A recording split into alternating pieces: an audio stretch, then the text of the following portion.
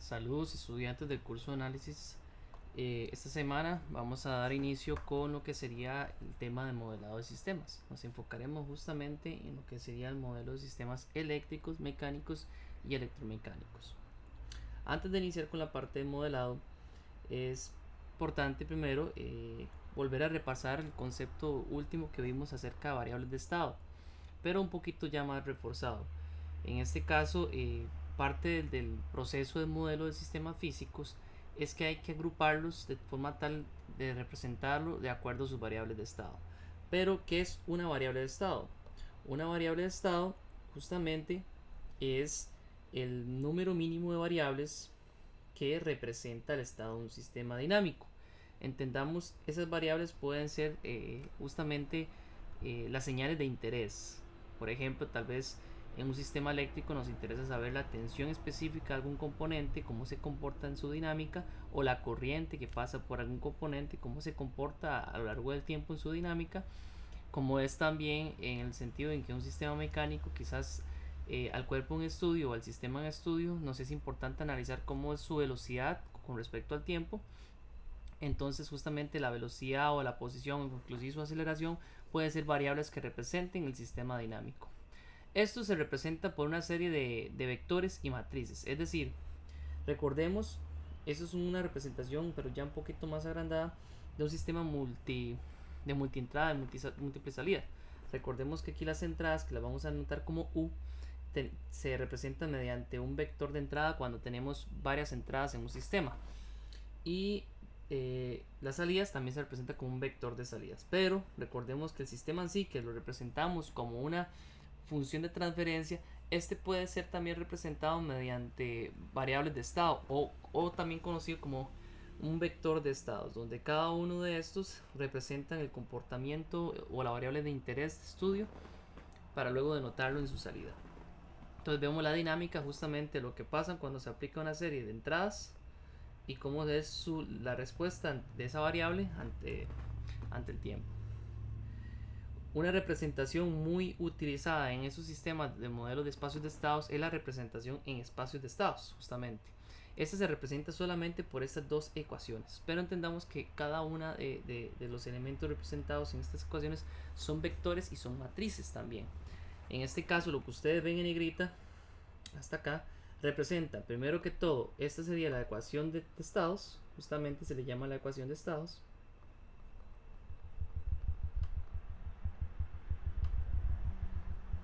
Y a esta de acá se le representa y se le conoce como la ecuación de salida. Entonces, nótese que acá la ecuación de estados indica un vector de las variables, justamente las derivadas de las variables de estado, que va a ser igual al producto de una matriz que se le conoce como matriz de estados por otro vector, pero este sería el vector de estados que definimos justamente al analizar el sistema dinámico. Además, más otra matriz que se le conoce como la matriz de entradas, debido a que son todos los cofactores que están multiplicando a cada una de las entradas. Estas entradas también podría verse como un vector de entradas, si fuese el caso. Es lo mismo, aquí tenemos prácticamente una matriz, un vector o una matriz. Esta matriz de entrada normalmente se ve como un vector multiplicado por cada una de sus entradas. Entonces prácticamente esto representa cada uno de los cofactores que van multiplicando a las entradas del sistema. Ya finalmente la salida, en sí la ecuación de salida también viene dando por otra matriz de salida que prácticamente en el caso del curso, esta matriz de entrada se va a ver como un vector y esta matriz de salida se va a ver también como un vector, pero en este caso son vectores inversos. ¿A qué me refiero? En donde este vector va a ir de n filas por una columna y este iría de una columna, de una fila por m columnas, ¿de acuerdo? Esa es la diferencia. Si ustedes ven acá, denotamos el vector de entradas o matriz de entrada como simplemente un vector de una sola columna, y en este caso el vector de salida o la matriz de salida se representa más como una fila con m salidas, pero esos son los cofactores que multiplican a cada una de las variables de estado para representar su salida. Más adelante entenderemos con un ejemplo esta representación. A veces cuando el sistema es de múltiple salida, esto podría ser ya una matriz, al igual que si es de múltiple entrada, podría representarse como una matriz. Pero lo más importante en este caso del curso es considerar que esta es mi ecuación de estados y esta es mi ecuación de salida también. Es muy importante a la hora de ahora hacer la dinámica. Esta de acá, me faltó mencionarles, también tenemos a la matriz o al vector de transmisión.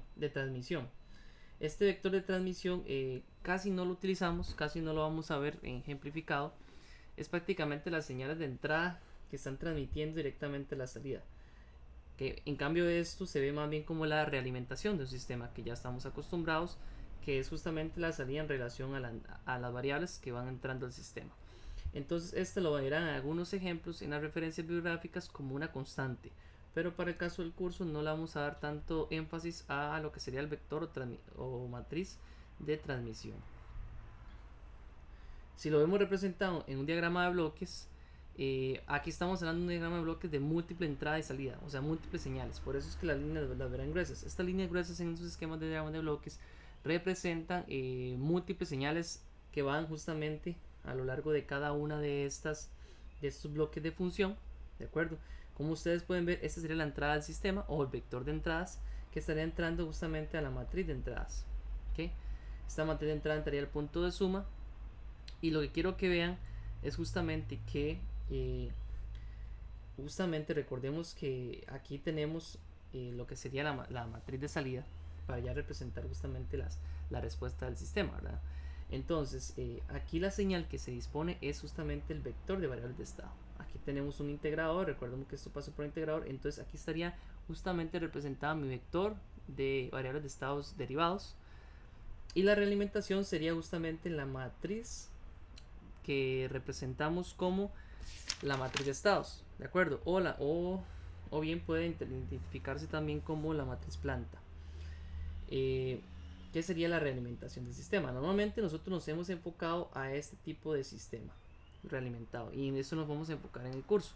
También está la matriz de transmisión de las señales que van de entrada a la salida, que no le vamos a dar tanto énfasis. Vamos a hacer un ejemplo para que vean cómo es la representación en variables de estado de una forma sencilla.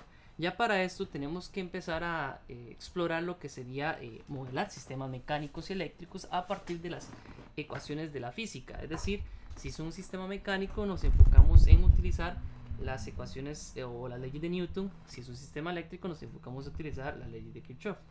Para este caso vamos a hacer un ejemplo rápido para ver cómo este sistema mecánico que observamos acá lo vamos a representar en la ecuación de estado y la ecuación de salida, es decir, en su representación matricial de variables de estado.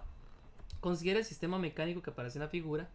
Se supone que el sistema es lineal.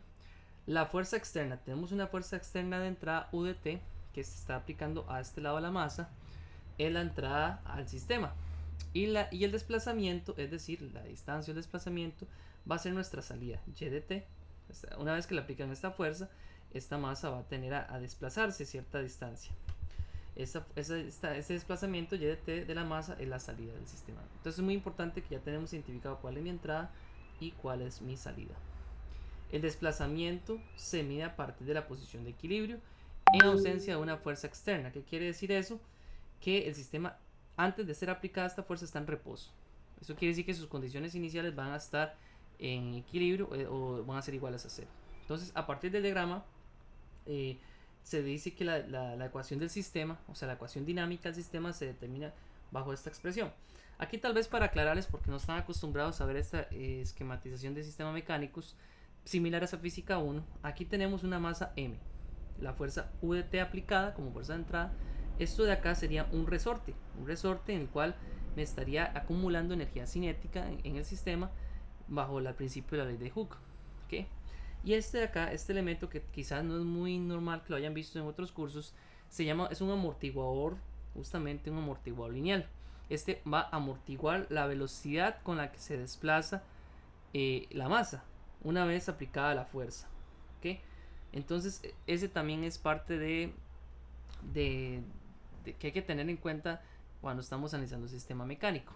Entonces, ¿cómo llegamos a esta expresión? Primero que todo, para entenderlos en contexto.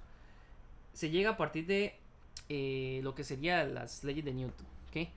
Vamos a hacer la ley de Newton de un sistema acelerado. En este caso, en este caso voy a partir esta lámina en dos para que podamos disponer de espacio para resolver el ejercicio. ¿Y qué es lo que sucede acá?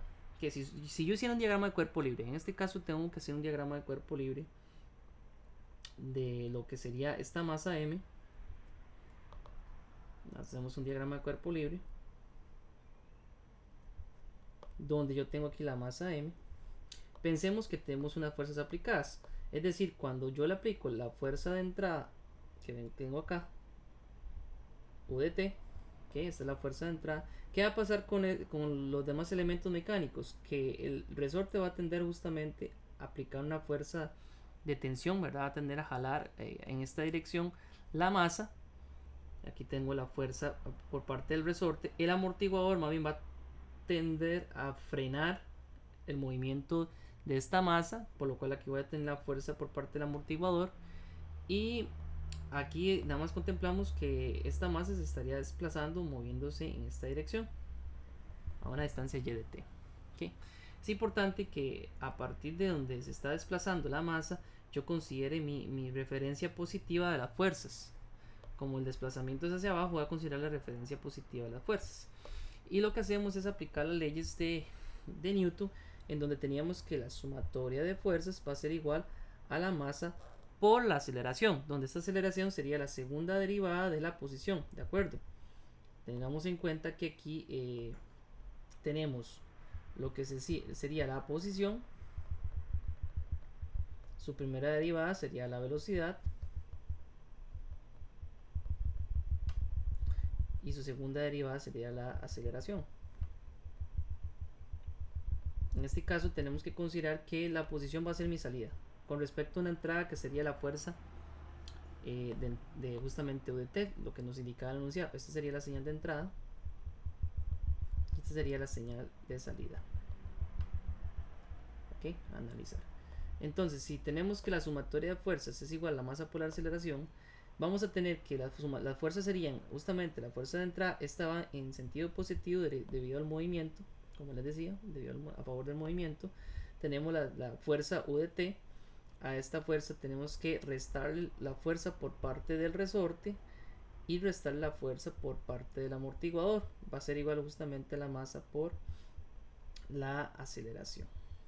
En este caso, donde la fuerza por parte del resorte va a ser igual a bajo el principio de la ley de Hooke a una constante de elasticidad K por el desplazamiento justamente, y la fuerza del amortiguador, que tal vez sea una ecuación menos conocida por ustedes, pero para que entendamos está ligada a la velocidad la velocidad que lleva el elemento.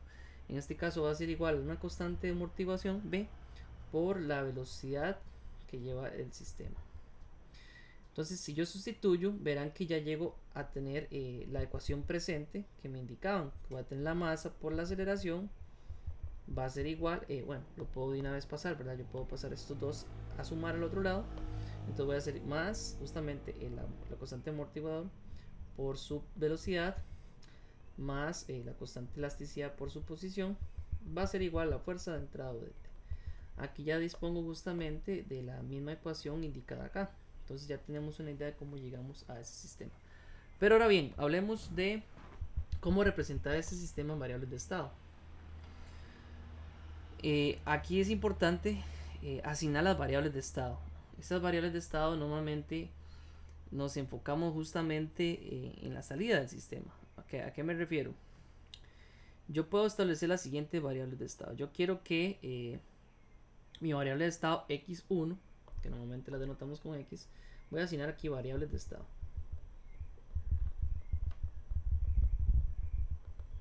Mi variable de estado x1 va a ser igual justamente a lo que sería, bueno, x1 de t va a ser igual a lo que sería mi salida del sistema, o sea, y de t. Ok, entonces, y también voy a establecer que mi segunda variable de estado va a ser justamente la velocidad. Ok, la velocidad. teniendo estas variables, veamos ahora cómo serían sus, sus derivadas. ¿A qué me refiero? Para determinar las ecuaciones de estado, yo tengo que contemplar sus derivadas. Ya tengo contemplado sus variables de estado. Ya tenemos que, nada más, ¿verdad? Las variables que estoy asignando en este caso sería posición y velocidad. Entonces, si yo quiero representar mis ecuaciones de estado, me voy a basar justamente en lo que ya determiné como la dinámica del sistema. ¿A qué me refiero? Si ustedes ven, yo podría decir que a partir de la ecuación de la dinámica del sistema, que la aceleración, si ustedes observan aquí abajo, yo podría decir que la aceleración va a ser igual, justamente va a ser igual a que a menos el amortiguador entre la masa por la velocidad menos la constante de resorte entre la masa por la posición más la salida del sistema, bueno, 1 entre la masa por la salida del sistema. ¿Qué hice aquí? Simplemente despejé la aceleración. ¿Por qué me interesa despejar la aceleración? Porque a partir de la asignación de variables de estado que yo ya indiqué, yo tendría que mi variable de estado derivado de x1 de t, es decir, sería la derivada de mi primera variable de estados, porque la asigno a partir de las derivadas. Va a ser justamente la, si ustedes ven, derivar x1 va a ser igual a la velocidad, es decir, derivar x1 va a ser igual a mi variable de estado x2 de t. En cambio, mi ecuación de estado de x2, es decir, la derivada de x2 va a ser igual a que a esta expresión que tengo acá, donde sería igual a menos b entre m, es decir, de amortiguador por entre la masa, por la velocidad, donde la velocidad sería justamente mi variable de estado x2, ¿cierto? Aquí siempre lo vamos a dejar su derivada y todo esto después de acá en variables de estado, después del igual, en variables de estado. No puede haber ninguna derivada acá en esta expresión. Entonces aquí tengo mi segunda derivada, justamente mi segunda derivada, mi x2 derivado, o mi ecuación de estado número 2, va a ser la derivada de justamente de x2. La derivada de x2 sería la aceleración, ¿verdad? Sería la otra vez derivar la velocidad. Y si vemos acá tendríamos toda la expresión que necesitamos, es decir, menos b entre m por x2, o sea, mi variable de estado x2, menos, menos k entre m por mi variable de estado x1, más 1 entre m por mi señal de entrada. A ver si la señal de entrada queda presente. Entonces lo que tenemos acá es prácticamente mis ecuaciones de estado. Ya tengo mis ecuaciones de estado, pero necesito representarlo en lo que sería en forma matricial, lo que llamamos la representación de estados. ¿A qué me refiero? Cuando hablamos de la representación de variables de estado, esta palabra representación indica en forma matricial, es decir, indicar la ecuación de estado y la ecuación de salida, que voy a regresar un momento. ¿Qué observamos acá? Es decir, estas que están acá. Esta es mi representación en espacio de estados. Para eso yo tengo que determinar estas tres matrices que identifican el sistema. Entonces, una forma de identificarlo es expresarlo de una vez en forma matricial. Observemos un momento cómo expresaría yo esto de forma matricial. Entonces, en representación de estados, mi representación de estados sería la siguiente.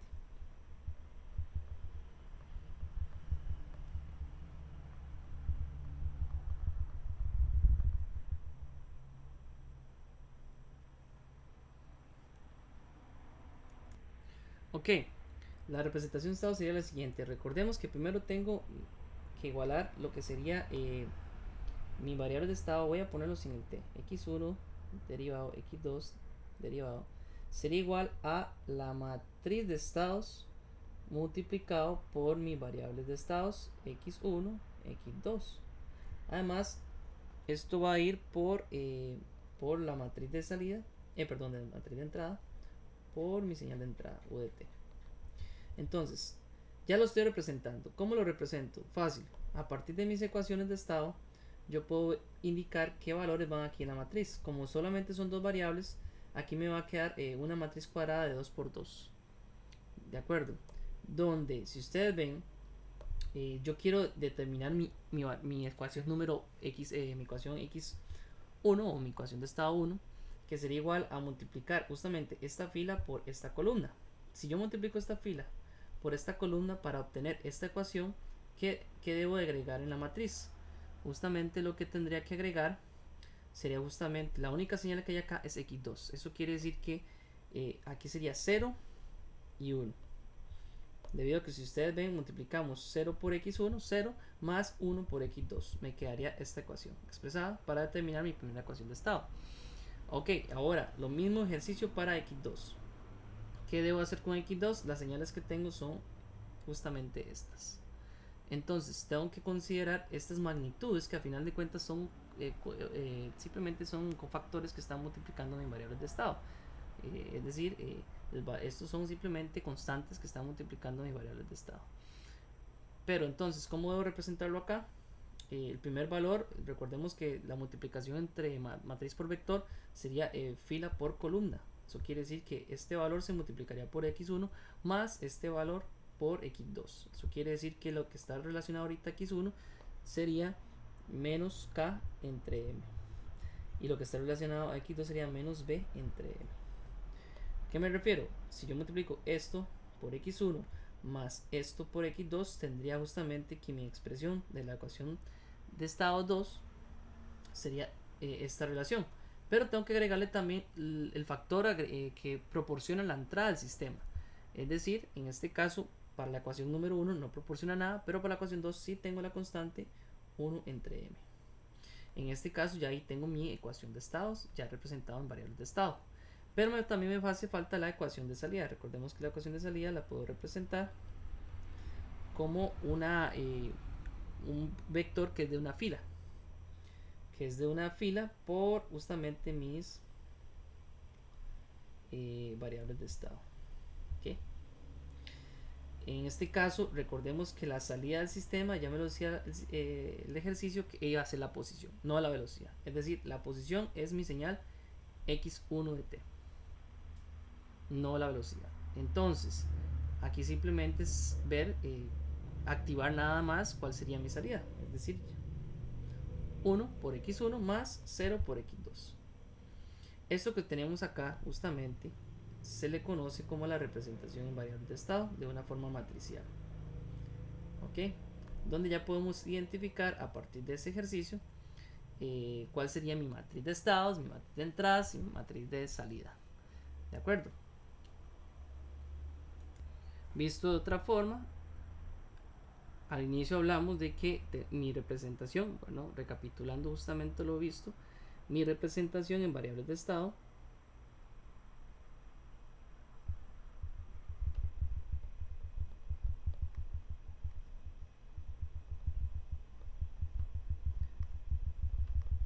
es enfocar justamente la representación de la ecuación de estados, en este caso x de t va a ser igual a la matriz a de t por en este caso el vector de estados x de t más la matriz de salida, de entradas, perdón, por la señal de entrada, y la ecuación de salida iba a ser justamente la matriz de salida por las variables de estado. Prácticamente esto de acá es lo mismo que acabamos de obtener. ¿De acuerdo? Es esta representación. Justamente es esta representación que tuvimos anteriormente. Donde podemos identificar de la representación anterior, donde tendríamos que mi matriz de estado sería justamente la siguiente. Sería justamente la siguiente.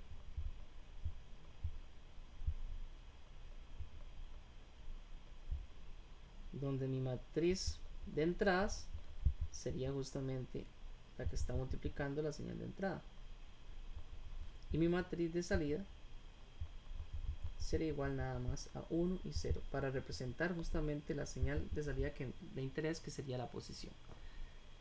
Y eso sería entonces la representación en variables de estado de un modelo de un sistema mecánico sencillo. Otra forma de representarlo es a partir de su diagrama de bloques. ¿Okay? Esto se puede representar mediante un diagrama de bloques. Este diagrama de bloques, como vimos al principio, si lo relacionamos justamente como lo vimos en este ejemplo, aquí está representado cómo debe ordenarse. Hacemos esta misma representación, nada más no consideramos, como les dije a ustedes, no vamos a considerar la matriz de transmisión porque en este caso no hay, y simplemente tendríamos que representarlo de esta forma, que lo podemos representar de lo siguiente. Voy a aprovechar aquí el espacio que me queda para hacer un diagrama de bloques, donde tendría la señal de entrada, UDT. Esta señal de entrada viene acá, va a multiplicar por un factor, una constante, 1 entre m, ¿de acuerdo? Si ustedes ven, aquí recordemos que está multiplicando 1 entre m, que es parte del vector de entradas. Aquí podría ir a un punto de suma, que iría por un integrador. Aquí tendríamos un integrador, vemos como un bloque funcional, un bloque de función matemático. Okay, aquí iríamos por otro integrador. ¿Por qué coloco dos integradores? Porque resulta ser que la señal que yo voy a tener acá, la señal que está justamente representando esta línea en el diagrama de bloques, va a ser mi x2 derivado. Si lo derivo, si lo integro una vez, aquí tendría entonces mi señal x2. Okay. Si lo integro otra vez, aquí tendría entonces mi salida, que sería mi señal x1. ¿De acuerdo? Esta señal x1, que es justamente mi señal de salida y de t, va a ir realimentado. Bueno, los dos van a ir realimentados. X2 va a ir realimentado, en este caso, de la siguiente forma. Este x2 justamente sería la señal, recordemos la ecuación de x2. Este x2 iría justamente multiplicando lo que sería la relación de menos b entre m, o en este caso lo podemos poner positivo. ¿Por qué positivo? Porque al final de cuentas sacamos un factor común del menos acá, por lo cual aquí estaría positivo. Y también hay que pensar que tendremos la realimentación por parte de la señal x1, que iría multiplicando justamente la relación de k entre m.